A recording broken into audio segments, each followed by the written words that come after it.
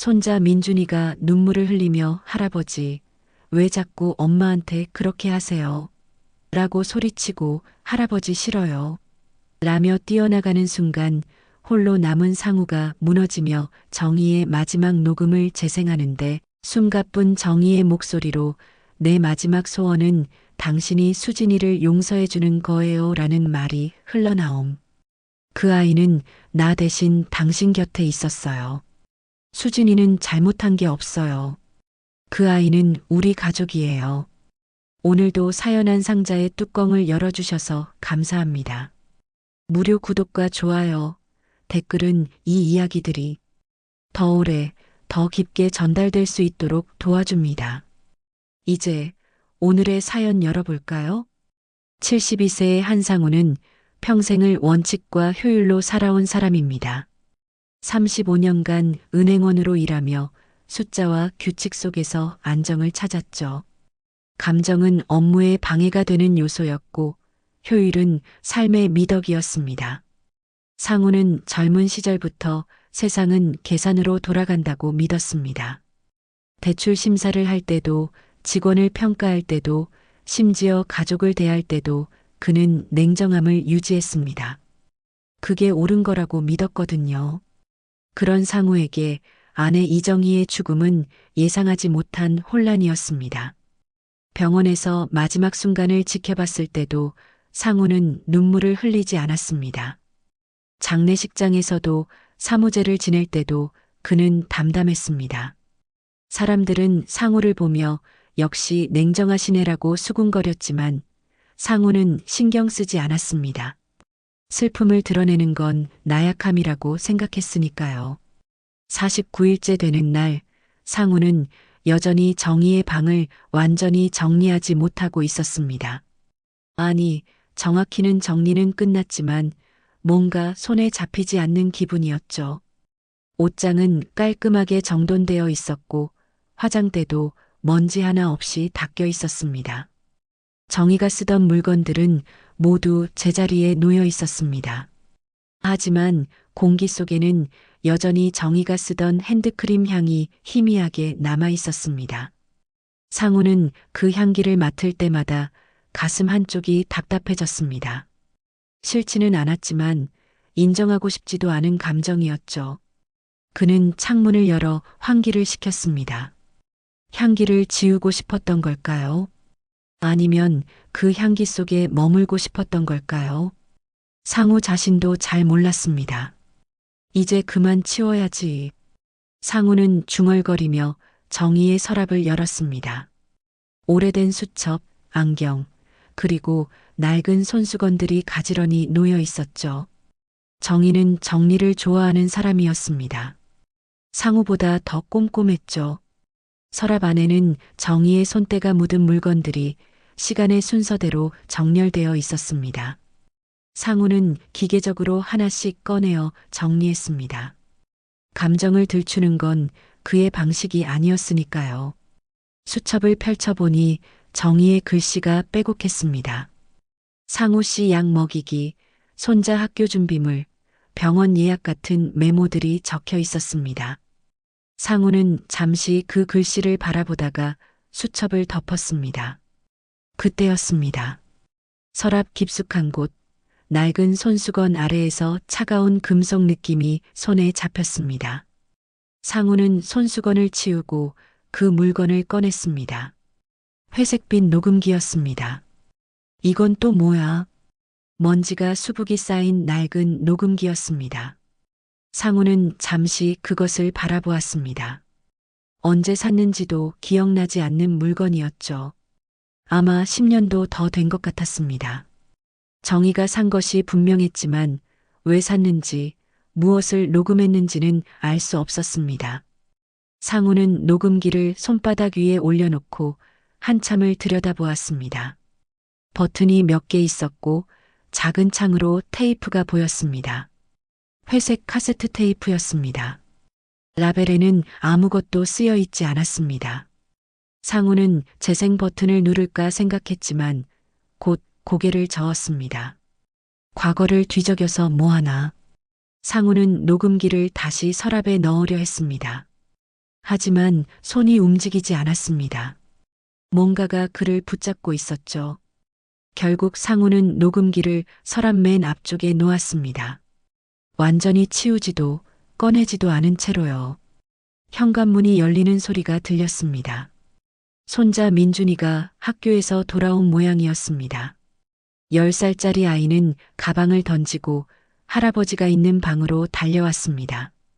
할아버지, 왔구나. 학교는 어땠냐? 좋았어요. 오늘 미술 시간에 그림 그렸어요. 민준이는 가방에서 도화지를 꺼냈습니다. 크레파스로 그린 그림이었죠. 할머니와 할아버지가 손을 잡고 있는 그림이었습니다. 상우는 그림을 받아들고 잠시 말이 없었습니다. 할머니랑 할아버지예요. 선생님이 가족 그림 그리래서요. 그랬구나. 상우는 그림을 책상 위에 놓았습니다. 민준이는 방 안을 둘러보더니 할머니 사진을 발견하고는 조용해졌습니다. 화장대 위에 놓인 액자 속 정희는 미소 짓고 있었습니다. 한참을 사진을 바라보던 아이가 작은 목소리로 입을 열었습니다. 할아버지, 할머니 목소리라도 남아있으면 좋겠어요. 그 말에 상우의 손이 멈췄습니다. 목소리라니. 상우는 아이를 바라보았습니다. 민준이의 눈가에는 눈물이 맺혀 있었죠. 할머니가 죽고 난 뒤로 아이는 자주 울었습니다. 상우는 그럴 때마다 남자가 그렇게 울면 쓰나라고 말했지만 사실 어떻게 위로해야 할지 몰랐습니다. 할머니 목소리 들으면 덜 슬플 것 같아요. 할머니가 저한테 해주시던 이야기들, 자장가, 그런 거요. 민준이는 눈물을 닦으며 말했습니다. 상우는 대답할 말을 찾지 못했습니다. 그저 아이의 머리를 한번 쓰다듬어 줄 뿐이었죠. 민준이는 곧 방을 나갔고 상우는 다시 서랍을 바라보았습니다. 아까 그 녹음기가 눈에 들어왔습니다. 상우는 천천히 서랍을 열고 녹음기를 다시 꺼냈습니다. 목소리라. 상우는 녹음기를 손에 쥐고 한참을 앉아 있었습니다. 묵직한 무게감이 손바닥에 전해졌죠. 안에 정말 정의의 목소리가 담겨 있을까요? 만약 그렇다면 무슨 말을 했을까요? 상우는 궁금했지만 동시에 두려웠습니다. 저녁이 되자 며느리 수진이가 저녁 식사를 준비해 왔습니다. 45살의 수진은 늘 조심스럽게 행동했습니다. 상우가 며느리를 탐탁지 않게 여긴다는 걸 알고 있었으니까요. 수진은 말이 많고 감정적이었습니다. 고맙습니다. 대신 괜찮아요를 먼저 내뱉고 눈물도 잘 흘렸습니다. 상우가 가장 싫어하는 유형이었죠. 아버님, 진지 드세요. 오늘은 아버님 좋아하시는 된장찌개 끓였어요. 그래. 짧은 대답만 돌아왔습니다. 수지는 상을 차리고 민준이를 불렀습니다. 세 사람은 조용히 식사를 했습니다. 수진이 몇 번 말을 걸었지만 상우는 응, 그래 같은 짧은 대답만 했습니다. 식사를 마친 뒤 수진은 설거지를 하고 민준이를 데리고 돌아갔습니다. 상우는 거실에 홀로 남았습니다. 텔레비전을 켰지만 무슨 내용인지 집중할 수 없었습니다. 뉴스가 나오고 드라마가 나왔지만 머릿속에는 자꾸 녹음기가 떠올랐거든요. 밤이 깊어갔습니다. 상우는 침대에 누웠지만 잠이 오지 않았습니다. 정의가 없는 집은 너무 조용했습니다. 시계 소리만 째깍째깍 울렸죠. 옆자리는 텅 비어 있었습니다. 45년을 함께 잔 자리였습니다. 상우는 천장을 바라보며 생각했습니다. 민준이의 말이 자꾸 떠올랐습니다. 할머니 목소리라도 남아있으면 좋겠어요. 상우는 일어나 정희의 방으로 갔습니다. 서랍을 열고 녹음기를 꺼냈습니다. 손이 떨렸습니다. 왜 떨리는지 알 수 없었지만 가슴 한쪽이 답답했습니다. 상우는 녹음기를 켜볼까 말까 고민했습니다. 그래 목소리라. 상우는 작게 중얼거렸습니다. 무표정한 얼굴이었지만 눈가에는 묘한 떨림이 스쳤습니다. 재생 버튼에 손가락을 올렸지만 누르지는 못했습니다. 용기가 나지 않았던 걸까요? 아니면 정희의 목소리를 듣는 게 두려웠던 걸까요? 상우는 녹음기를 가슴에 안고 한참을 그렇게 앉아 있었습니다. 창밖에는 달빛이 희미하게 비쳤습니다. 정희가 좋아하던 달이었습니다. 정희는 보름달이 뜨면 늘 창가에 서서 달을 바라보곤 했죠. 달이 참 예쁘네요, 상우 씨. 그렇게 말하던 정희의 목소리가 어렴풋이 들리는 것 같았습니다. 정이 없는 집의 정적이 상우를 천천히 그리고 확실하게 옛 기억 속으로 끌고 들어가고 있었습니다. 상우는 그것을 거부할 수도 받아들일 수도 없었습니다. 그저 가만히 앉아 녹음기를 바라볼 뿐이었죠. 밤은 깊어만 갔습니다. 상우의 손은 여전히 재생 버튼 위에 머물러 있었습니다. 상우는 결국 재생 버튼을 눌렀습니다. 손가락에 힘을 주는 순간 딸깍 소리와 함께 녹음기가 작동했습니다. 처음엔 지직거리는 잡음만 들렸습니다. 오래된 테이프 특유의 부서진 듯한 소리였죠. 상우는 볼륨을 조금 높였습니다. 그리고 그 소리가 들렸습니다. 상우 씨, 정희의 목소리였습니다. 상우는 숨을 멈췄습니다. 가슴이 철렁 내려앉는 기분이었죠. 정희의 목소리는 약했지만 또렷했습니다.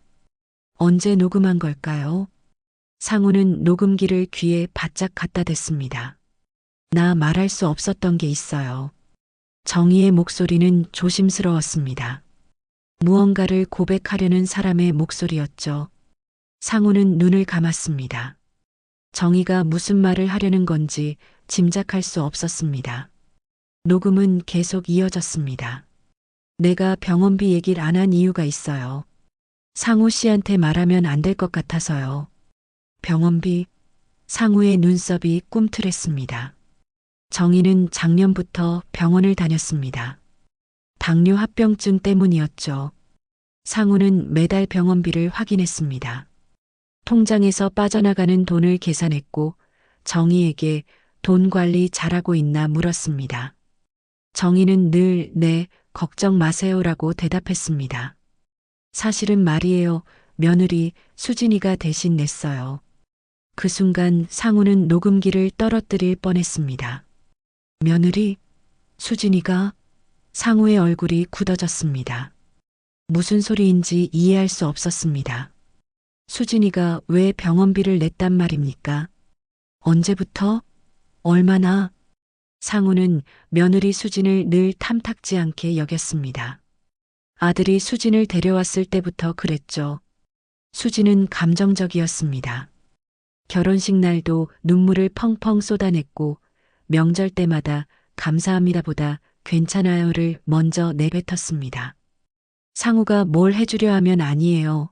괜찮아요라며 사양했죠. 왜 남의 호의를 그렇게 거절하나?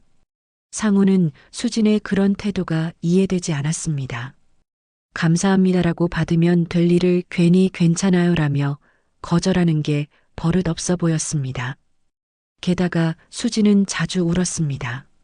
시어머니 정희가 아플 때도, 민준이가 다쳤을 때도, 심지어 텔레비전 드라마를 보면서도 울었습니다. 감정을 그렇게 드러내는 건 좋지 않아. 상우는 아들에게 말한 적이 있습니다. 며느리 좀 단단하게 키워라. 하지만 아들은 엄마 닮아서 따뜻한 거예요라며 웃어넘겼죠. 녹음은 계속되었습니다. 그 아이가 내게 말하지 말라고 했어요. 상우 씨가 알면 불편해할 거라면서요. 자기는 괜찮다고 어머님만 편하시면 된다고 그랬어요. 상우의 손이 떨렸습니다. 불편해할 거라고? 수진이가 그런 말을 했다고요? 상우는 이해할 수 없었습니다.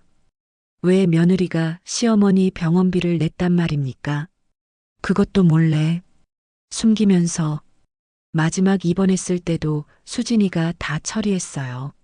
내가 상우 씨한테 말하려 했는데 그 아이가 울면서 말리더라고요. 아버님은 그런 거 싫어하세요. 제가 할게요, 어머님. 그렇게 말했어요. 정희의 목소리는 떨리고 있었습니다.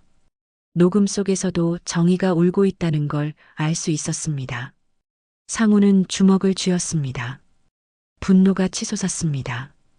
며느리가 감히 어떻게 시어머니 병원비를 대신 내면서 시아버지한테는 숨기라고 했단 말입니까? 나를 속였단 말이지. 상우는 중얼거렸습니다.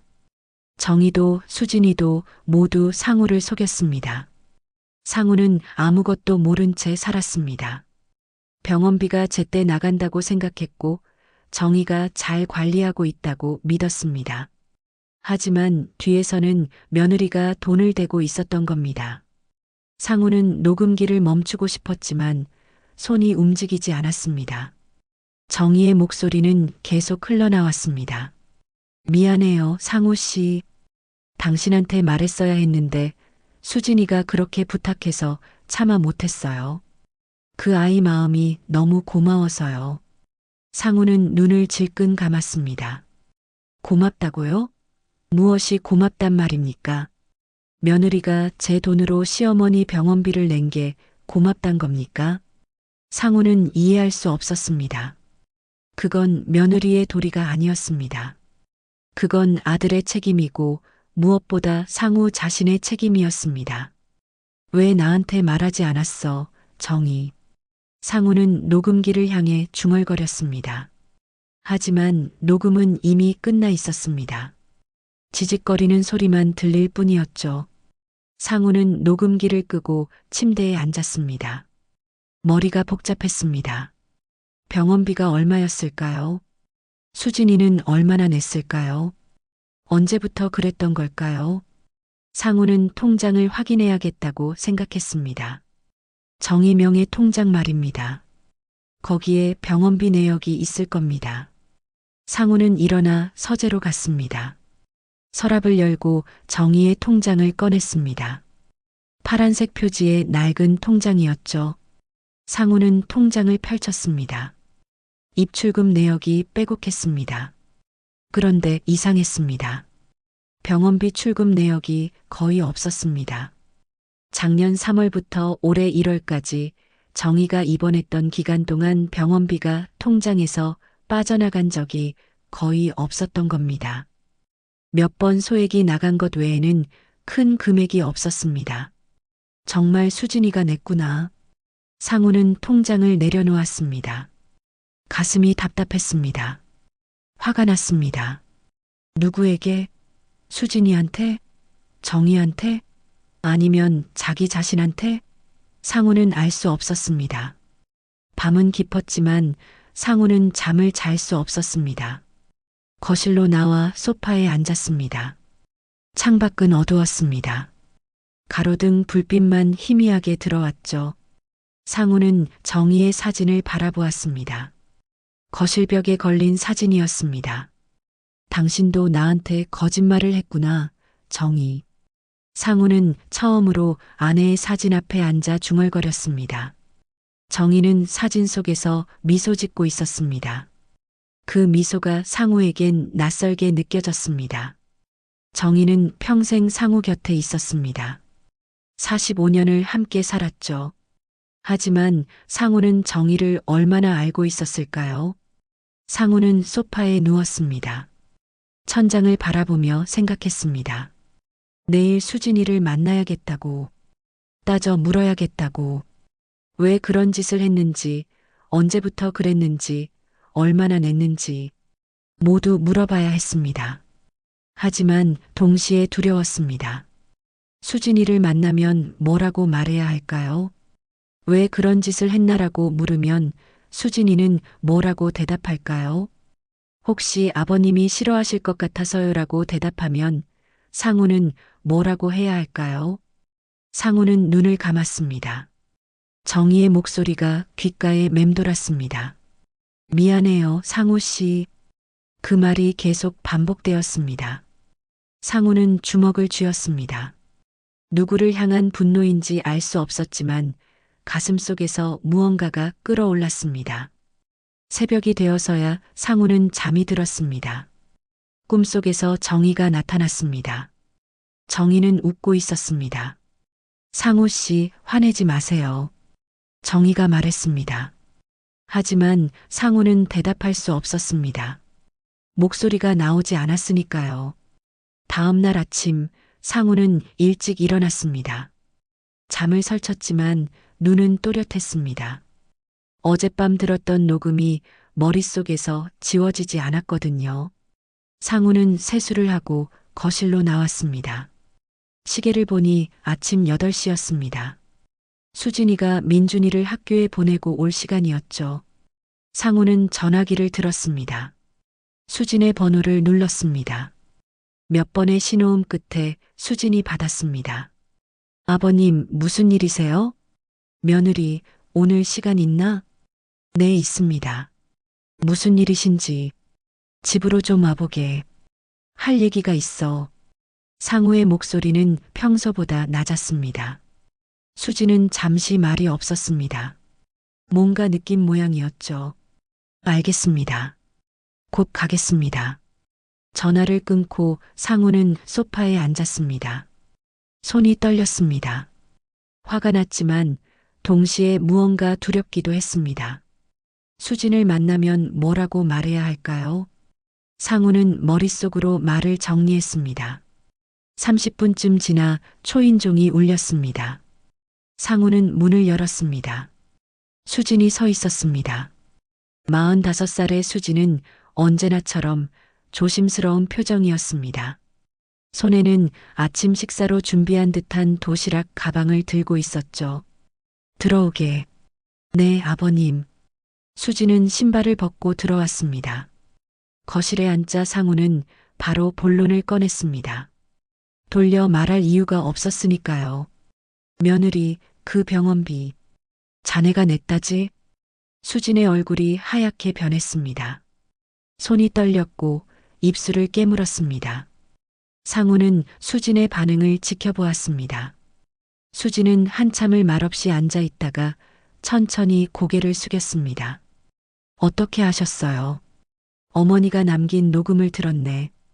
그 말에 수진은 눈을 크게 떴습니다. 녹음이라니. 수진은 몰랐던 모양이었습니다. 정희가 녹음을 남겼다는 걸요. 수진은 눈물이 고이는 걸 애써 참으며 말했습니다. 죄송합니다, 아버님. 말씀드렸어야 했는데. 왜 그런 짓을 했지? 상우의 목소리는 차갑게 식어 있었습니다. 수진은 고개를 들지 못했습니다. 손을 꼭 쥐고 무릎 위에 올려놓은 채 작은 목소리로 대답했습니다. 어머님이 아버님께는 절대 말씀드리지 말라고 하셔서요. 그래서 숨긴 건가? 시어머니 병원비를 자네가 내면서 어머님께서 너무 힘들어 하셨어요. 병원비 걱정하시는 게 보였거든요. 아버님께 말씀드리면 부담스러워 하실 거라고 그렇게 말씀하셨어요. 상우는 주먹을 쥐었습니다. 부담스럽다고요? 자기 아내 병원비가 부담스럽다고요? 상우는 이해할 수 없었습니다. 정희는 왜 그런 생각을 했을까요? 상우가 언제 병원비 때문에 불평한 적이 있었나요? 남의 일에 함부로 끼어들지 말았어야지. 상우의 말은 날카로웠습니다. 수지는 고개를 더 깊이 숙였습니다. 눈물이 뺨을 타고 흘러내렸지만 수지는 닦지 않았습니다. 그저 떨리는 목소리로 말했습니다. 남의 일이 아니었어요, 아버님.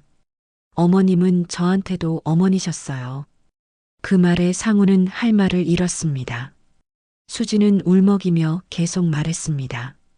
제가 시집 올 때 어머님이 그러셨어요. 수진아, 우리 이제 가족이야. 힘들 때 서로 의지하는 게 가족이란다. 그렇게 말씀하셨어요. 그래서 저도 어머님이 힘드실 때 옆에 있고 싶었어요. 상우는 아무 말도 하지 못했습니다. 수진의 눈물이 계속 흘러내렸습니다. 수진은 가방에서 손수건을 꺼내 눈물을 닦았습니다. 그때 어머님이 병원에서 그러셨어요. 수진은 떨리는 목소리로 말을 이었습니다. 그 사람은 말이 없어도 속으로 나를 사랑하는 사람이다. 그렇게 말씀하셨어요. 아버님 얘기하시면서요. 겉으로는 차가워 보여도 그 사람만큼 나를 생각하는 사람은 없어. 그렇게 말씀하셨어요. 그 말에 상우의 손이 떨렸습니다. 정희가 그런 말을 했다고요? 상우를 사랑한다고? 상우는 여전히 믿을 수 없었습니다. 정희와 상우는 평생 그렇게 다정한 부부가 아니었습니다. 상우는 감정 표현을 하지 않았고 정희도 많은 말을 하지 않았습니다. 그저 조용히 함께 살았을 뿐이었죠. 수지는 손수건으로 눈물을 닦으며 말했습니다. 어머님은 마지막까지 아버님 걱정만 하셨어요. 상우 씨 혼자 남으면 어쩌나 밥은 잘 챙겨 먹을까, 외로워하진 않을까. 그런 말씀만 하셨어요. 상우는 눈을 감았습니다. 가슴이 먹먹했습니다. 정희가 자기를 걱정했다고요? 상우는 한 번도 생각해 본 적이 없었습니다. 정희가 상우를 사랑했는지, 걱정했는지, 상우는 그저 정희가 곁에 있다는 것만으로 충분하다고 여겼습니다. 아버님, 어머님은 정말 아버님을 사랑하셨어요. 수진의 말에 상우는 고개를 돌렸습니다. 수진을 보고 싶지 않았습니다. 감정이 복받쳐 올라왔거든요. 상우는 일어나 창가로 갔습니다. 창밖을 바라보며 숨을 고르려 했지만 쉽지 않았습니다. 수지는 조용히 앉아 있었습니다. 더 이상 말하지 않았죠. 한참의 침묵이 흘렀습니다. 상우는 창밖을 바라보며 생각했습니다. 정희가 정말 상우를 사랑했을까요? 만약 그렇다면 상우는 그 사랑을 알아차렸을까요? 며느리, 이제 가봐도 되네. 상우는 돌아서지 않은 채 말했습니다. 수지는 일어났습니다. 가방을 들고 현관으로 향했죠. 문을 열기 전 수진이 말했습니다. 아버님, 어머님은 행복하셨을 거예요. 아버님 곁에 계셔서요. 수지는 그 말을 남기고 나갔습니다. 문이 닫히는 소리가 들렸습니다. 상우는 여전히 창가에 서 있었습니다. 수진의 마지막 말이 귓가에 맴돌았습니다. 밤이 되었습니다. 상우는 저녁을 먹지 않았습니다. 식욕이 없었거든요. 거실에 앉아 멍하니 텔레비전을 보고 있었지만 무슨 내용인지 전혀 들어오지 않았습니다. 머릿속은 온통 정의 생각뿐이었습니다. 상우는 다시 정희의 방으로 갔습니다. 서랍에서 녹음기를 꺼냈습니다. 혹시 다른 녹음도 있을까 싶어 테이프를 확인했습니다. 빨리 감기 버튼을 눌러보니 아직 녹음이 더 남아 있었습니다. 상우는 재생 버튼을 눌렀습니다. 잡음이 들리더니 다시 정희의 목소리가 흘러나왔습니다. 이번에는 숨소리가 거칠었습니다. 아픈 몸으로 녹음한 게 분명했죠. 상우 씨, 정희의 목소리는 약했습니다. 기침 소리가 들렸습니다. 상우는 녹음기를 꽉 쥐었습니다. 상우 씨가 미워서 한 말들 다 미안했어요. 미워서 한 말, 상우는 기억을 더듬었습니다. 정희가 상우에게 한 말 중에 그런 게 있었나요? 상우는 잘 기억나지 않았습니다. 녹음은 계속되었습니다. 당신이 냉정하다고, 사랑이 없다고, 그런 말 했던 거 미안해요. 나는 알고 있었어요. 그 사람의 말 없는 다정함을요. 상우는 눈을 감았습니다. 정희가 그런 말을 한 적이 있었죠. 싸울 때였습니다. 정희가 당신은 사람이 아니라 기계 같아요라고 소리쳤던 적이 있었습니다. 상우는 그때 아무 대꾸도 하지 않았습니다. 그냥 방으로 들어가 버렸죠. 나는 그 사람의 말 없는 다정함을 믿었어요. 상우 씨 고마웠어요. 녹음이 끝났습니다. 상우는 녹음기를 내려놓았습니다. 손이 떨렸습니다. 가슴이 무너지는 것 같았습니다. 정희는 상우를 믿었다고 했습니다. 말 없는 다정함이라니. 상우는 자기가 다정했던 적이 있었나 싶었습니다. 상우는 정희의 사진을 바라보았습니다. 사진 속 정희는 웃고 있었습니다. 상우는 처음으로 정희에게 말을 걸었습니다. 정희야, 내가 정말 당신한테 다정했나? 대답은 없었습니다. 상우는 사진을 쓰다듬었습니다. 차가운 유리 표면만 느껴질 뿐이었습니다. 다음 날 아침, 상우는 정희의 물건들을 다시 뒤졌습니다.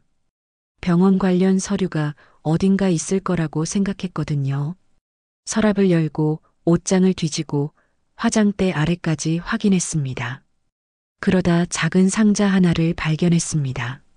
상자 안에는 병원 영수증들이 가지런히 정리되어 있었습니다. 상우는 영수증들을 하나씩 꺼내 확인했습니다. 날짜별로 정리되어 있었죠.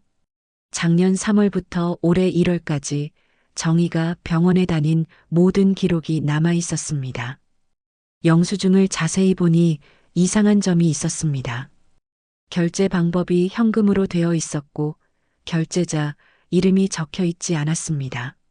상우는 영수증 뒷면을 확인했습니다. 작은 글씨로 메모가 적혀 있었습니다. 수진이가 냈음이라는 정의의 글씨였습니다. 상우는 영수증을 모두 꺼내 펼쳐놓았습니다. 10여 장이 넘었습니다. 금액을 하나씩 더해보니 100만 원이 훨씬 넘었습니다. 상우는 주먹을 쥐었습니다. 이렇게 많은 돈을 수진이가 냈다는 말입니까?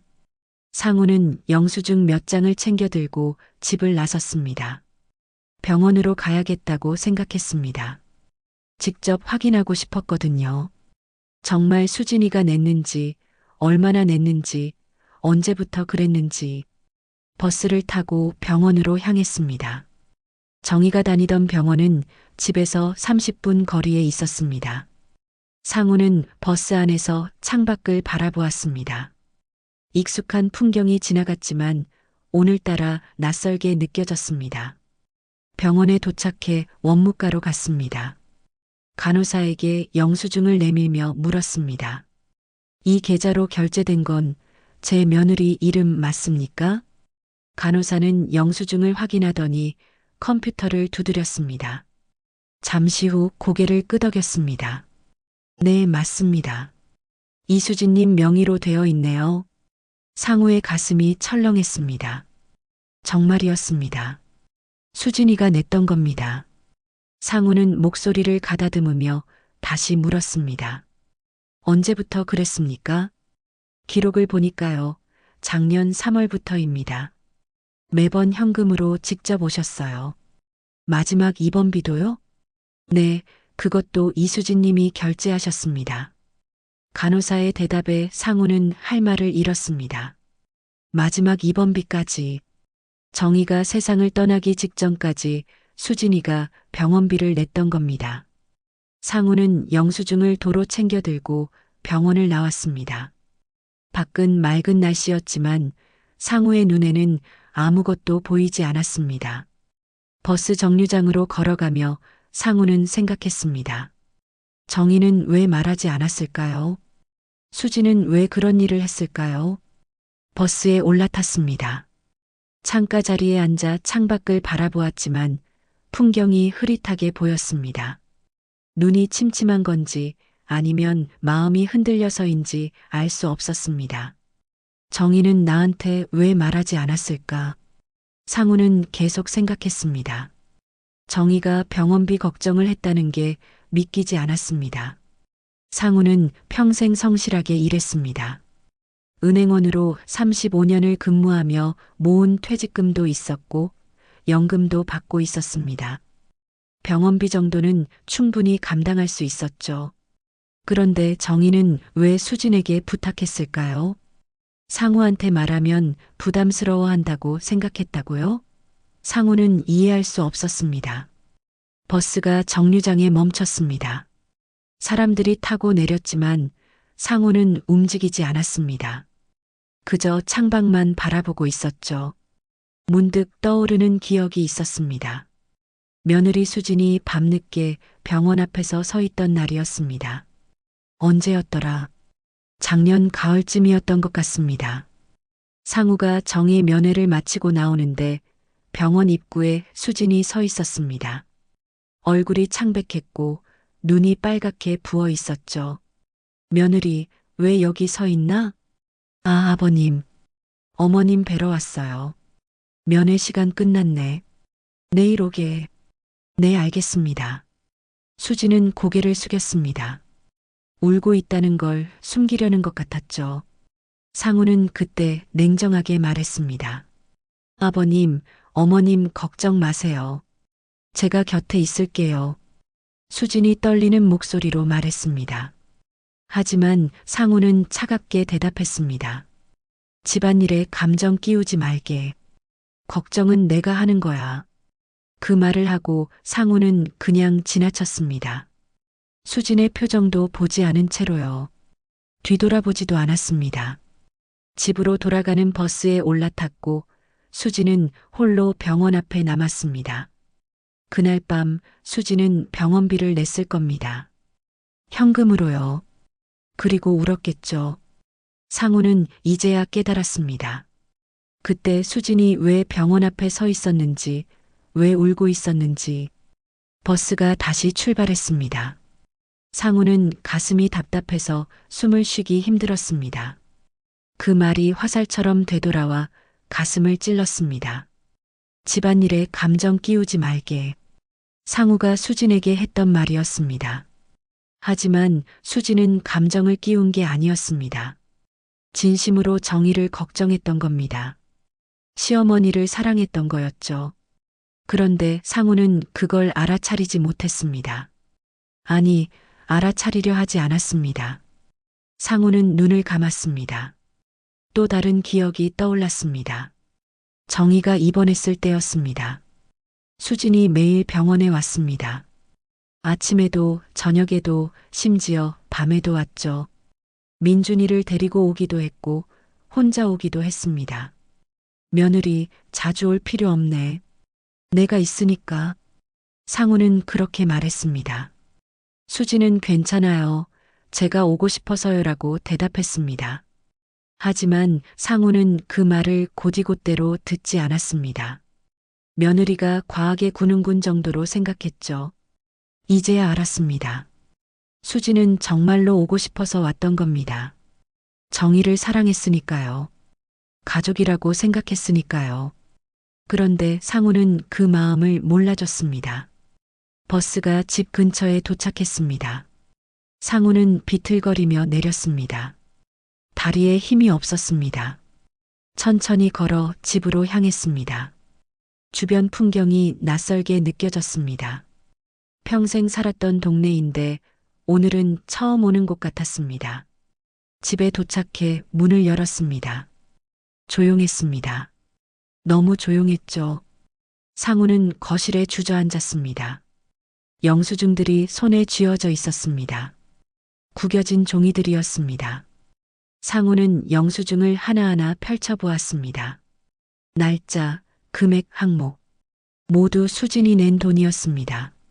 상우가 몰랐던 돈이었죠. 상우는 영수증을 가슴에 안았습니다. 정희야. 상우는 처음으로 정희의 이름을 불렀습니다. 목소리가 떨렸습니다. 내가 몰랐구나. 당신이 얼마나 힘들었는지, 수진이가 얼마나 착한 아이인지. 대답은 없었습니다. 집은 여전히 조용했습니다. 상우는 소파에 누워 천장을 바라보았습니다. 눈물이 흘렀습니다. 72년을 살면서 처음 흘리는 눈물이었습니다. 상우는 생각했습니다. 시간을 되돌릴 수 있다면 그날 밤 병원 앞에서 수진에게 다르게 말했을 텐데. 고맙네, 며느리. 우리 정희 곁에 있어줘서. 그렇게 말했을 텐데. 하지만 시간은 되돌릴 수 없었습니다. 상우는 눈을 감았습니다. 어둠 속에서 수진의 얼굴이 떠올랐습니다.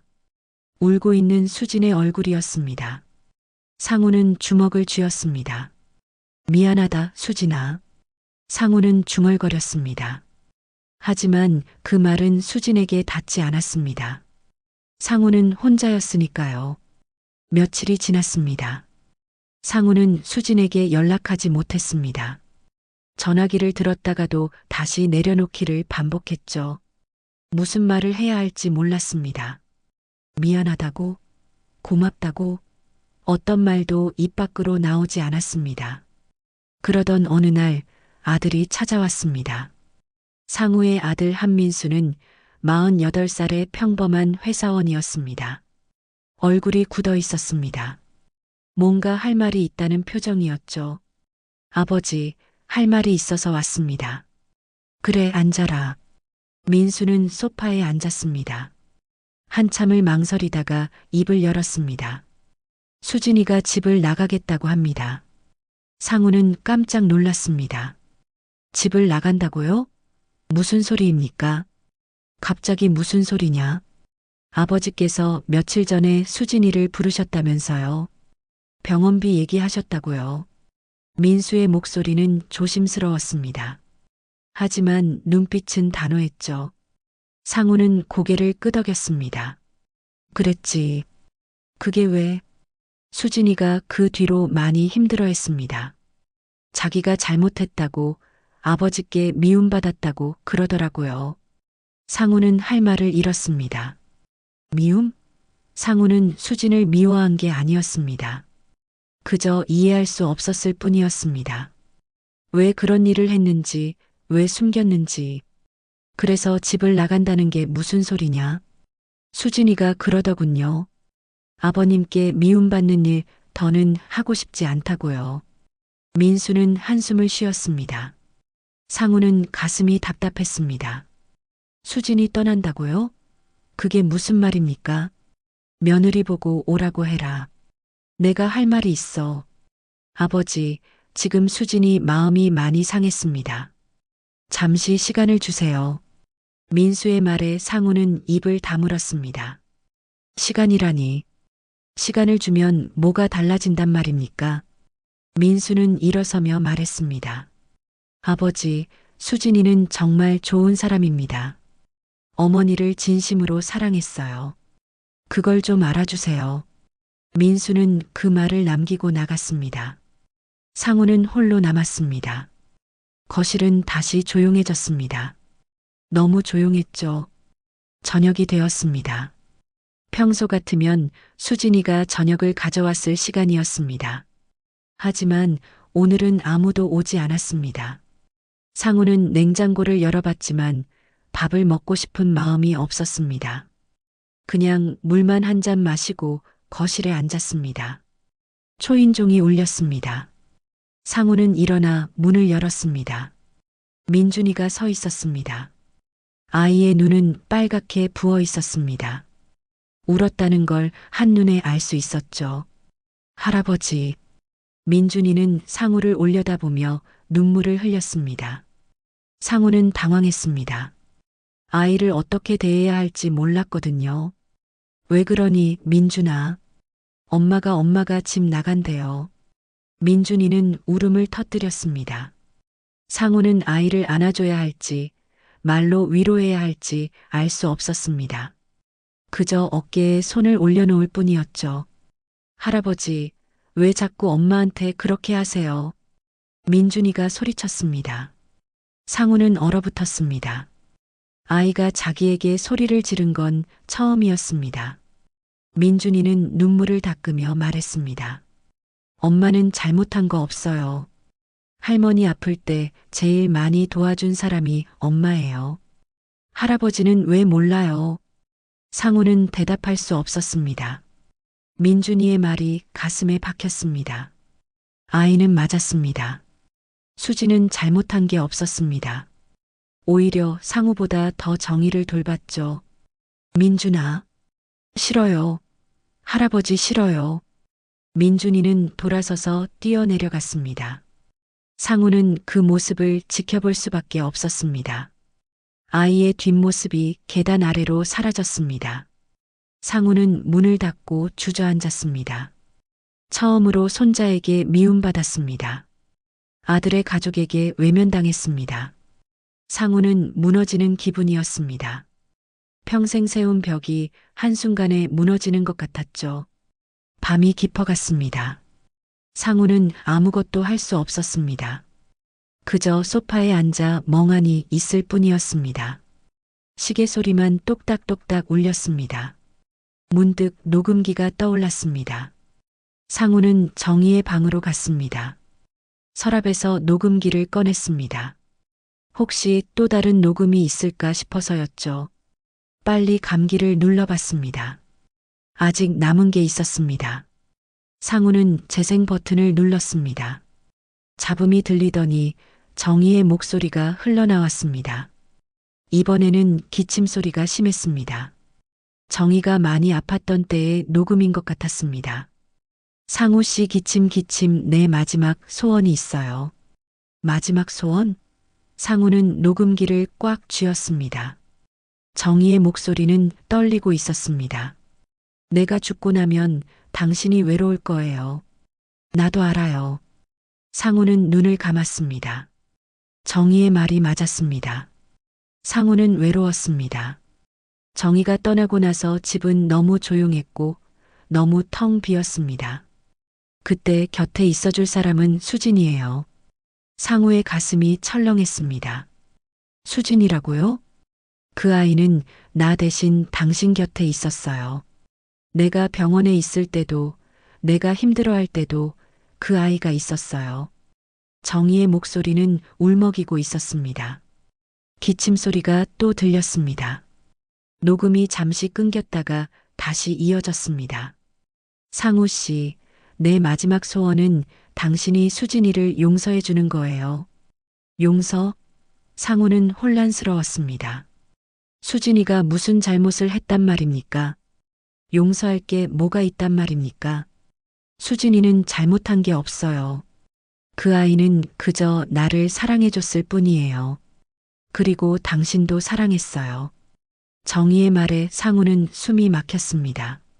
수진이가 상우를 사랑했다고요? 그 아이가 당신을 힘들게 한 게 아니에요. 그 아이는 우리 가족이에요. 상우 씨, 그걸 좀 알아줘요. 녹음이 끝났습니다. 지직거리는 소리만 흘렀습니다. 상우는 녹음기를 내려놓았습니다. 손이 떨렸습니다. 그 아이는 나 대신 당신 곁에 있었다. 그 문장이 상우의 머리에서 지워지지 않았습니다. 수진이가 정희 대신 상우 곁에 있었다고요. 정말 그랬습니다. 정희가 세상을 떠난 뒤로 수진이 매일 왔습니다. 밥을 해주고 집을 치우고 민준이를 데려왔습니다. 상우는 그게 며느리의 도리라고 생각했습니다. 당연한 일이라고 여겼죠. 하지만 아니었습니다. 수지는 도리 때문에 온 게 아니었습니다. 진심으로 상우를 걱정했던 겁니다. 상우는 무너졌습니다. 소파에 주저앉아 얼굴을 두 손으로 감쌌습니다. 눈물이 흘렀습니다. 멈출 수 없었습니다. 정희야, 왜 그 말, 이제서야. 상우는 울먹이며 중얼거렸습니다. 정희가 살아있을 때 말해줬더라면 수진이가 얼마나 착한 아이인지, 얼마나 가족을 사랑하는지, 그랬다면 상우도 달랐을 텐데. 하지만 이제는 늦었습니다. 수지는 떠나려 하고 민준이는 상우를 미워했습니다. 상우는 혼자 남았습니다. 정의도 없고 가족도 없이 상우는 밤새 울었습니다. 72년을 살면서 가장 많이 운 밤이었습니다. 새벽이 되어서야 잠이 들었지만 꿈속에서도 정희의 목소리가 들렸습니다. 상우 씨, 수진이를 용서해줘요. 상우는 꿈속에서 대답했습니다. 용서할 게 뭐가 있나? 잘못한 건 나야. 며칠이 지났습니다. 상우는 집 안에만 있었습니다. 밖에 나갈 용기가 나지 않았거든요. 수진을 만나야 한다는 걸 알았지만 자꾸 미뤘습니다. 무슨 말을 해야 할지 몰랐으니까요. 어느 날 아침 상우는 결심했습니다. 더 이상 미룰 수 없었습니다. 수진을 만나야 했습니다. 사과해야 했죠. 상우는 옷을 갈아입고 집을 나섰습니다. 하지만 수진의 집으로 가는 대신 상우는 다른 곳으로 향했습니다. 수진이 일하는 곳이었습니다. 며느리가 어디서 일하는지 아들에게 물어봤었거든요. 민수는 요양원 조리실에서 일해요라고 대답했습니다. 버스를 타고 요양원으로 갔습니다. 집에서 40분 정도 걸리는 거리였습니다. 상우는 버스 안에서 계속 생각했습니다. 수진을 만나면 뭐라고 말할까? 미안하다고? 용서해달라고? 어떤 말도 충분하지 않을 것 같았습니다. 요양원에 도착했습니다. 3층짜리 하얀 건물이었습니다. 입구에 은빛사랑 요양원이라는 간판이 붙어 있었죠. 상우는 잠시 망설이다가 안으로 들어갔습니다. 안내 데스크에 있는 직원에게 물었습니다. 실례합니다. 이수진 씨가 여기서 일한다고 들었는데요. 아, 수진 씨요? 조리실에 계실 거예요. 이쪽으로 오세요. 직원이 복도를 안내했습니다. 상우는 따라 걸었습니다. 복도 양쪽으로 방들이 있었고 어르신들이 보였습니다. 휠체어를 탄 분도 있었고 걸어 다니시는 분도 있었습니다. 조리실 앞에 도착했습니다. 유리창 너머로 안이 보였습니다. 수진이 앞치마를 두르고 음식을 준비하고 있었습니다. 채소를 다듬고 국을 끓이고 밥을 담고 있었죠. 땀을 흘리며 열심히 일하는 모습이었습니다. 상우는 문을 열고 들어갔습니다. 수진은 상우를 보고 깜짝 놀랐습니다. 손에 들고 있던 국자를 떨어뜨릴 뻔했죠. 아, 아버님. 자네, 이런 데서 일했나? 상우의 목소리는 떨리고 있었습니다. 수진은 황급히 손을 닦으며 대답했습니다. 네, 작년부터 여기서 일하고 있어요. 언제부터? 작년 3월부터요. 어머님이 병원 다니실 때쯤부터요. 작년 3월. 정희가 병원을 다니기 시작한 때였습니다. 그때부터 수진이 일을 했다는 말입니까? 상우는 아무것도 몰랐습니다. 며느리가 일을 시작했다는 것도, 왜 일을 하게 됐는지도, 왜 일을 하게 됐나? 어머님 병원비요. 제가 도와드리고 싶었어요. 수진은 고개를 숙였습니다. 상우는 조리실을 둘러보았습니다. 큰 냄비들, 도마, 칼, 그릇들이 가득했습니다. 수진은 여기서 매일 일했던 겁니다. 아침 일찍 나와서 어르신들 식사를 준비하고 설거지를 하고 청소를 했겠죠. 힘들지 않았나? 상우가 물었습니다. 수진은 고개를 들어 상우를 바라봤습니다. 눈가에 눈물이 맺혔습니다. 힘들지 않았어요. 어머님을 위한 일이었으니까요. 상우는 가슴이 먹먹했습니다. 수진은 정말로 정의를 사랑했던 겁니다. 돈을 벌기 위해, 병원비를 내기 위해 이렇게 힘든 일을 했던 거였죠. 수진이 말했습니다. 여기가 어머님이 계시던 병실 옆 요양동이에요. 뭐? 상우는 놀랐습니다. 정희의 병실 옆이라니. 상우는 몰랐습니다. 정희가 다니던 병원과 이 요양원이 같은 건물에 있다는 걸요. 병원 2층이 입원실이고 3층이 요양동이에요. 제가 여기서 일하면서 어머님 면회도 자주 갔어요. 수진의 말에 상우는 할 말을 잃었습니다. 수진은 일하면서 정희를 돌봤던 겁니다. 점심시간이나 쉬는 시간마다 2층으로 올라가 정희를 만났겠죠. 그걸 상우는 전혀 몰랐습니다. 자네가 그렇게까지 했나? 당연한 일이었어요, 아버님. 어머님은 제 어머니셨으니까요. 수진은 눈물을 닦았습니다. 상우는 더 이상 참을 수 없었습니다. 눈가가 뜨거워졌습니다. 눈물이 흘렀습니다. 수진이 말을 이었습니다. 어머님은 돌아가시기 전날까지 아버님 이야기를 하셨어요. 나 얘기를? 네. 그 사람은 표현이 서툴 뿐 내 인생의 전부였다. 고 하셨어요. 그 순간 상우의 눈가가 붉어졌습니다. 정희가 그런 말을 했다고요? 상우가 인생의 전부였다고? 상우는 믿을 수 없었지만 동시에 알고 있었습니다. 정희는 거짓말을 하는 사람이 아니었으니까요. 어머님은 아버님을 정말 사랑하셨어요. 마지막 순간까지도요. 수진의 목소리는 떨렸습니다. 상우는 눈물을 닦았습니다. 손이 떨렸습니다. 자네. 상우는 입을 열었지만 말이 나오지 않았습니다. 목이 메었습니다. 한참을 그렇게 서 있다가 겨우 말을 이었습니다. 자네, 나한테 너무 미안할 짓을 했구먼. 수지는 고개를 저었습니다. 아니에요, 아버님. 제가 미안해요. 아버님께 말씀드렸어야 했는데. 아니야. 상우는 수진의 말을 끊었습니다. 미안한 건 나야. 자네 마음을 몰라줘서, 자네가 얼마나 우리 정희를 사랑했는지, 얼마나 우리 가족을 생각했는지, 그걸 몰라줘서 미안하네. 상우는 처음으로 며느리에게 사과했습니다. 72년을 살면서 누군가에게 진심으로 사과한 건 이번이 처음이었습니다. 수지는 울음을 터뜨렸습니다. 참았던 눈물이 한꺼번에 쏟아졌죠. 상우는 어떻게 해야 할지 몰랐습니다. 며느리를 안아줘야 할까요? 아니면 그냥 서 있어야 할까요? 상우는 조심스럽게 수진의 어깨에 손을 올렸습니다. 어색했지만 진심이었습니다.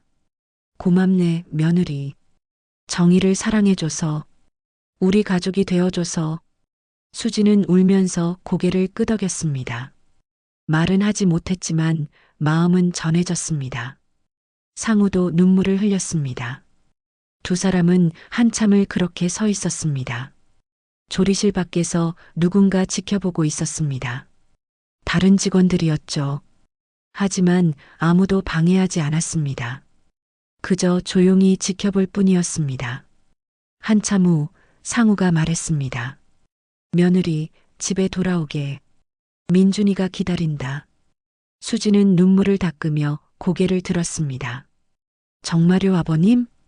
그럼, 우리 가족 아닌가. 가족은 함께 있어야지. 수지는 다시 울음을 터뜨렸습니다. 하지만 이번에는 기쁨의 눈물이었습니다. 상우도 미소를 지었습니다. 72년을 살면서 가장 따뜻한 미소였습니다. 두 사람은 조리실을 나와 복도를 걸었습니다. 햇살이 창문으로 들어왔습니다. 따뜻했습니다. 상우는 생각했습니다. 이제 시작이라고. 정희가 남긴 사랑을, 수진이 보여준 따뜻함을 이제 상우도 나눌 차례라고. 상우는 수진과 함께 요양원을 나섰습니다. 봄바람이 불었습니다. 차가웠던 겨울이 지나고 따뜻한 봄이 오고 있었습니다. 그날 밤 상우는 정희의 방에 다시 들어갔습니다. 오랜만에 들어가는 방이었습니다. 수진을 만나고 온 뒤로 마음이 조금 가벼워졌지만 여전히 정희가 그리웠습니다. 방은 그대로였습니다. 화장대 위에 놓인 안경, 옷장에 걸린 스카프, 침대 옆 탁자 위에 수첩. 모든 게 정희가 떠나던 날 그대로였습니다. 상우는 천천히 방 안을 걸으며 하나하나 만져봤습니다. 화장대 앞에 앉았습니다. 거울에 비친 자신의 얼굴을 봤습니다. 늙었습니다. 주름이 깊어졌고 머리는 하얗게 새었습니다. 정희가 처음 만났을 때의 그 젊은 남자는 이제 없었습니다. 상우는 서랍을 열었습니다. 정희의 손수건, 립스틱, 그리고 낡은 수첩이 있었습니다. 수첩을 꺼내 펼쳐봤습니다. 정희의 글씨가 빼곡했습니다. 일상적인 메모들이 대부분이었지만 중간중간 특별한 내용들이 눈에 띄었습니다. 상우 씨 생일 마이너스 미역국 끓이기. 상우 씨 좋아하는 반찬 마이너스 된장찌개, 김치찜, 고등어 조림. 상우 씨 약 마이너스 아침 식후 한 알. 모두 상우에 관한 것들이었습니다. 정희는 상우를 위해 이렇게 메모하며 살았던 겁니다. 상우는 가슴이 뜨거워졌습니다. 수첩 마지막 페이지를 넘기자 수진의 이름이 적혀 있었습니다. 수진이 마이너스 병원비 도움. 고마운 아이. 상우 씨한테 잘해주길. 정희는 마지막까지 수진을 생각했던 겁니다. 그리고 상우에게 수진을 잘 대해달라고 부탁했던 거였죠. 상우는 수첩을 가슴에 안았습니다. 정희야, 내가 틀렸구나. 상우는 중얼거렸습니다. 사람의 따뜻함이란 건 계산으로 셀 수 있는 게 아니었는데. 효율로 잴 수 있는 게 아니었는데 상우는 평생 숫자로 세상을 봤습니다. 은행원으로 일하며 모든 걸 계산했죠. 효율, 원칙, 규칙. 그게 전부라고 생각했습니다. 하지만 아니었습니다. 사람의 마음은 숫자로 잴 수 없었습니다. 정의의 사랑도 수진의 마음도 모두 계산할 수 없는 것들이었습니다. 상우는 일어나 침대 옆 탁자로 갔습니다. 거기에 녹음기가 놓여 있었습니다. 며칠 전에 꺼내놓은 채로였죠. 상우는 녹음기를 집어들었습니다. 마지막으로 한 번 더 들어볼까? 상우는 재생 버튼을 눌렀습니다. 빨리 감기를 해서 아직 듣지 않은 부분을 찾았습니다.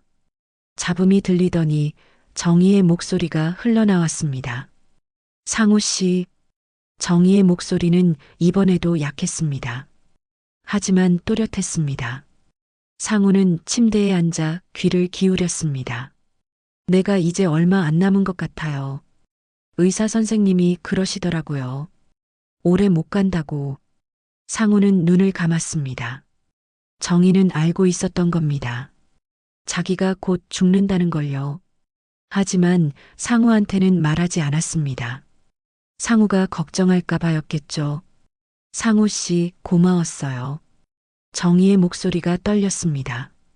울고 있었습니다. 45년을 함께 살면서 행복했어요.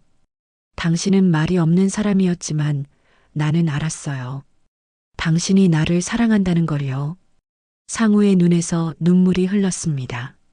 정희는 알고 있었습니다. 상우가 사랑을 표현하지 못했지만 마음속으론 정희를 사랑했다는 걸요.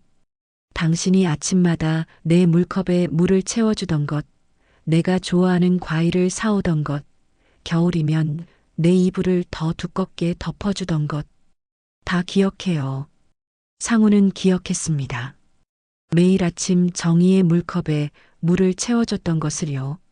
말은 하지 않았지만 그게 상우 나름의 사랑이었습니다. 정희가 좋아하는 귤을 사오던 것도, 추운 겨울밤 정희가 잘 때 이불을 덮어주던 것도 모두 상우의 방식이었습니다. 내 인생의 가장 단단한 기둥은 당신이었어요. 상우 씨. 정희의 목소리가 작아졌습니다. 기침 소리가 들렸습니다.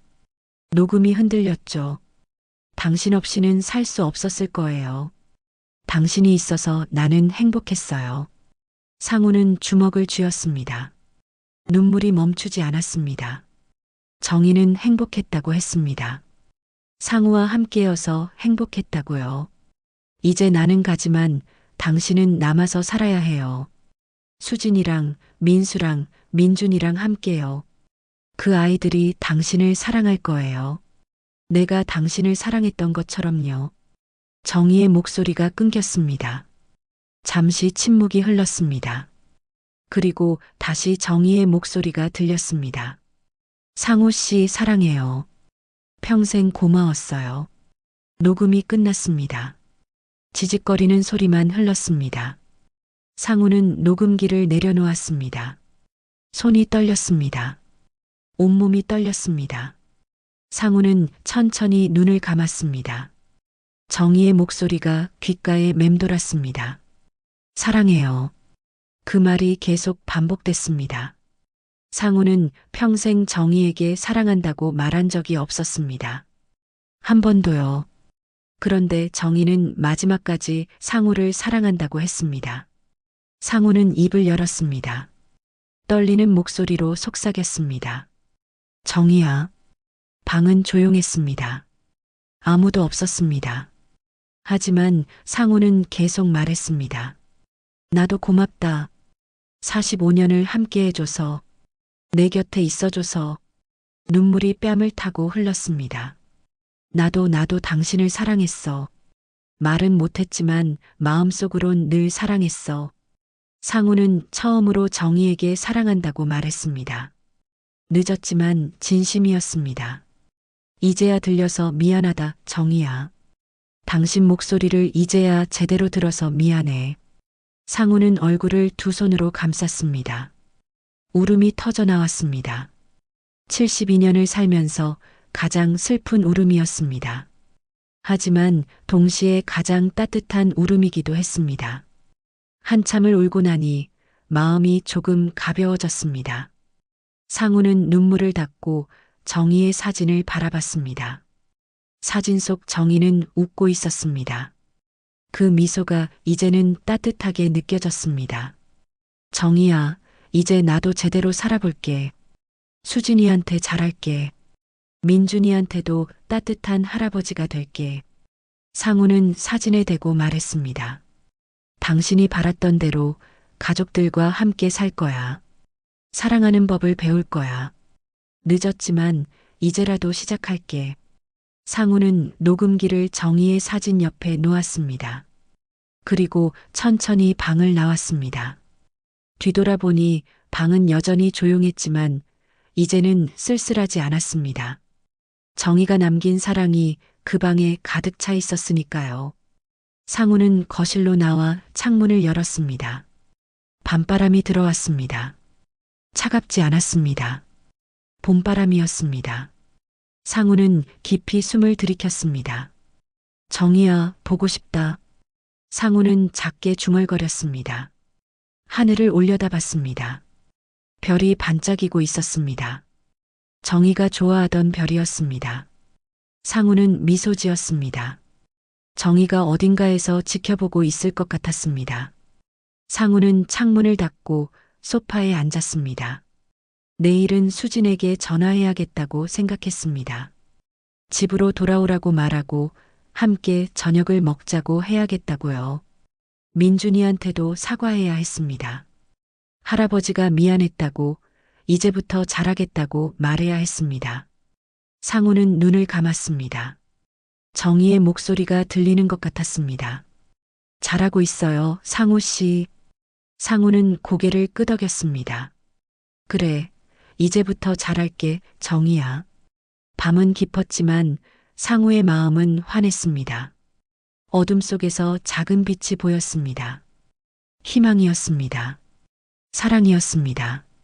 상우는 그 빛을 따라가기로 했습니다. 몇 달이 흘렀습니다. 계절이 바뀌어 봄이 왔습니다. 겨울의 추위가 지나고 따뜻한 바람이 불기 시작했습니다. 나뭇가지에는 새싹이 돋아났고 꽃들이 피어나기 시작했습니다. 상우의 집도 달라졌습니다. 수진이 돌아온 뒤로 집안에 웃음소리가 들렸습니다. 민준이가 학교에서 돌아오면 할아버지에게 달려와 안겼고 수진은 매일 저녁 식사를 준비했습니다. 민수도 주말마다 들러 상우와 이야기를 나눴죠. 상우는 변했습니다. 예전처럼 무뚝뚝하지 않았습니다. 민준이가 학교 이야기를 하면 귀 기울여 들었고 수진이 음식을 가져오면 고맙네라고 말했습니다. 작은 변화였지만 가족들은 느낄 수 있었습니다. 상우가 달라졌다는 걸요. 어느 봄날 오후 상우는 정희의 방을 정리했습니다. 완전히 치우는 게 아니라 새롭게 정돈하는 거였습니다. 화장대는 그대로 두고 옷장도 그대로 뒀습니다. 다만 먼지를 닦고 창문을 열어 환기를 시켰습니다. 상우는 정희의 사진을 화장대에서 거실로 옮겼습니다. 거실 한쪽 벽에 작은 선반을 만들었습니다. 거기에 정희의 사진을 놓고 그 옆에 작은 녹음기를 올려놓았습니다. 정희가 남긴 목소리가 담긴 녹음기였습니다. 녹음기 옆에는 민준이가 그린 그림이 놓여 있었습니다. 할머니와 할아버지가 손을 잡고 걷는 그림이었죠. 아이가 크레파스로 정성껏 그린 그림이었습니다. 상우는 그 그림을 액자에 넣어 사진 옆에 놓았습니다. 할아버지, 제 그림 여기 놓으셨네요. 민준이가 학교에서 돌아와 그림을 발견하고는 기뻐했습니다. 상우는 민준이의 머리를 쓰다듬으며 말했습니다. 좋은 그림이더구나. 할아버지가 제일 좋아하는 그림이야. 민준이는 환하게 웃었습니다. 상우도 함께 웃었습니다. 예전에는 상상할 수 없던 모습이었습니다. 저녁 무렵 수진이 왔습니다. 손에는 저녁 식사 재료가 든 봉지를 들고 있었습니다. 요즘 수지는 일을 줄이고 가족과 더 많은 시간을 보내고 있었습니다. 상우가 일 너무 무리하지 말게라고 당부했거든요. 아버님, 오늘은 아버님 좋아하시는 된장찌개 끓일게요. 고맙네, 며느리. 수지는 부엌으로 들어가 요리를 시작했습니다. 상우는 거실에 앉아 신문을 봤지만 자꾸 부엌 쪽을 바라봤습니다. 수진이 노래를 흥얼거리며 요리하는 모습이 보였습니다. 정희가 요리하던 모습과 비슷했습니다. 저녁 식사가 준비되었습니다. 상우, 수진, 민준이, 그리고 늦게 도착한 민수까지 네 사람이 식탁에 앉았습니다. 오랜만에 온 가족이 모인 식사였습니다. 잘 먹겠습니다. 모두 함께 인사하고 식사를 시작했습니다. 된장찌개 냄새가 방 안에 가득했습니다. 따뜻한 밥과 반찬들이 상에 차려져 있었습니다. 민준이가 신나게 밥을 먹으며 학교 이야기를 했습니다. 할아버지, 오늘 학교에서 글짓기 대회 했는데 제가 1등 했어요. 그래, 우리 민준이 잘했구나. 네, 할머니 이야기 썼어요. 할머니가 저한테 해주시던 이야기들이요. 민준이의 말에 상우는 미소 지었습니다. 정희가 민준이에게 들려주던 옛날 이야기들이 떠올랐습니다. 정희는 이야기꾼이었습니다. 민준이를 재우면서 늘 이야기를 들려줬죠. 할머니가 좋아하셨을 거야. 네, 저도 그렇게 생각해요. 식사가 끝나고 수진이 설거지를 하려 하자 상우가 말했습니다. 오늘은 내가 할게. 며느리는 쉬게. 아버님이요? 수진은 놀랐습니다. 상우가 설거지를 하겠다니요. 하지만 상우는 이미 일어나 부엌으로 향했습니다. 수진은 민수를 바라봤고 민수는 어깨를 으쓱했습니다. 상우는 서툴게 설거지를 시작했습니다. 오랜만에 하는 일이라 손놀림이 어색했지만 정성껏 그릇을 닦았습니다. 수진이 다가와 말했습니다. 아버님, 요즘 표정이 많이 편안해지셨어요. 상우는 고개를 돌려 수진을 바라봤습니다. 수진은 미소 지으며 계속 말했습니다. 예전에는 항상 굳어 계셨는데 요즘은 웃으시는 모습도 많이 보이고요. 어머님도 기뻐하실 거예요. 상우는 그릇을 내려놓고 수건으로 손을 닦았습니다. 그리고 수진을 바라보며 말했습니다. 이젠 들을 수 있으니까. 네. 정희 목소리도 자네의 진심도 이젠 들을 수 있어서 그래. 수진의 눈에 눈물이 맺혔습니다. 하지만 이번에는 슬픈 눈물이 아니었습니다. 기쁨의 눈물이었죠. 상우는 수진의 어깨를 가볍게 두드렸습니다. 고맙네, 며느리. 나한테 사랑이 뭔지 가르쳐줘서. 수진은 고개를 숙이며 눈물을 닦았습니다. 상우는 다시 설거지를 마저 했습니다. 창밖으로 봄비가 내리기 시작했습니다. 보슬보슬 내리는 봄비였습니다. 밤이 되었습니다. 가족들이 모두 돌아가고 상우는 홀로 거실에 앉았습니다. 창밖의 빗소리를 들으며 정희의 사진을 바라봤습니다. 사진 속 정희는 여전히 미소 짓고 있었습니다. 상우는 문득 생각했습니다. 정희에게도 뭔가 남기고 싶다고. 정희가 녹음을 남긴 것처럼 상우도 목소리를 남기고 싶었습니다. 상우는 녹음기를 집어들었습니다. 녹음기에는 아직 빈 공간이 있었습니다. 상우는 녹음 버튼을 찾아 눌렀습니다. 빨간 불이 들어왔습니다. 녹음이 시작되었죠. 상우는 잠시 망설이다가 입을 열었습니다. 정희야. 목소리가 떨렸습니다. 하지만 계속 말했습니다. 나도 이제 너한테 한마디 남긴다. 상우는 심호흡을 했습니다. 그리고 천천히 말했습니다. 고맙다. 45년을 함께 해줘서, 내 곁에 있어줘서, 나 같은 사람을 사랑해줘서. 눈물이 흘렀지만 상우는 계속 말했습니다. 나는 표현이 서툰 사람이었어. 사랑한다는 말도 고맙다는 말도 제대로 못했지. 하지만 당신은 알고 있었잖아. 내 마음을요. 상우는 잠시 멈췄습니다. 정희의 사진을 바라봤습니다. 당신이 남긴 목소리를 들었어. 나를 사랑한다고 행복했다고 하더구나. 그 말 들으니까 나도 행복했어. 당신과 함께였던 시간이 내 인생의 전부였어. 상우의 목소리는 이제 안정되었습니다. 이제 나는 혼자 남았지만 외롭지 않아. 수진이가 있고 민수가 있고 민준이가 있으니까. 당신이 사랑했던 사람들이 나를 사랑해주고 있어. 상우는 미소 지었습니다. 나도 이제 사랑하는 법을 배우고 있어. 늦었지만 배우고 있어. 수진이한테 고맙다고 말하고 민준이를 안아주고 가족들과 웃고 있어. 창밖의 빗소리가 잔잔하게 들렸습니다. 상우는 계속 말했습니다. 정희야, 보고 싶다. 매일 보고 싶어. 하지만 이제는 괜찮아. 당신이 남긴 사랑이 여기 있으니까. 당신의 목소리가 여기 남아 있으니까. 상우는 녹음 버튼을 멈췄습니다. 녹음이 끝났습니다.